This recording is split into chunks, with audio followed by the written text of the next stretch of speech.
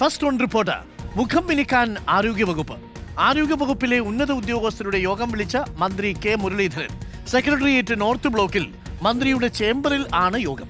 ആരോഗ്യവകുപ്പ് സെക്രട്ടറിയും വകുപ്പ് മേധാവിമാരും പങ്കെടുക്കും. മുരളീധരൻ മന്ത്രിയായി ചുമതലയേറ്റ ശേഷം നിർണായക തീരുമാനങ്ങൾ ഉണ്ടാകും. തിരുവനന്തപുരത്ത് 2ാം മെഡിക്കൽ കോളേജ്, മെഡിക്കൽ കോളേജുകൾക്ക് പ്രത്യേക മാസ്റ്റർ പ്ലാൻ തുടങ്ങിയ നിർണായക പ്രഖ്യാപനങ്ങൾക്ക് സാധ്യത. രോഗികൾ തറയിൽ കിടക്കുന്നത് ഒഴിവാക്കും.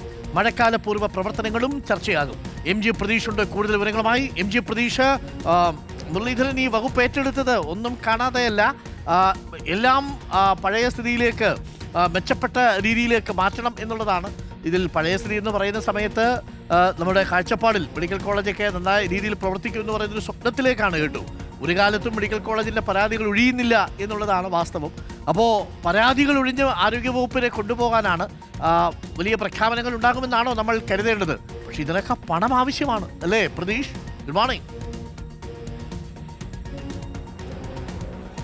അരുൺകുമാർ, തീർച്ചയായും കഴിഞ്ഞ സർക്കാരിന്റെ കാലത്ത് ഏറ്റവും കൂടുതൽ പഴികേട്ട ഒരു വകുപ്പ് കൂടിയാണ് ആരോഗ്യവകുപ്പ്. ആരോഗ്യവകുപ്പിനെതിരെ ഏറ്റവും കൂടുതൽ വിമർശനം അന്ന് ഉന്നയിച്ച ആളാണ് പുതിയ ആരോഗ്യമന്ത്രി. അതുകൊണ്ട് തന്നെ ആ വകുപ്പിൽ എന്തൊക്കെ മാറ്റങ്ങൾ ഉണ്ടാകും എന്നത് വലിയ ആകാംക്ഷയാണ്. നിർണായകമായ പുതിയ തീരുമാനങ്ങൾ, മാറ്റങ്ങളൊക്കെ തന്നെ വകുപ്പിൽ ഉണ്ടാകുമെന്നതാണ് പ്രധാനമായും നമ്മൾ പ്രതീക്ഷിക്കപ്പെടുന്നത്.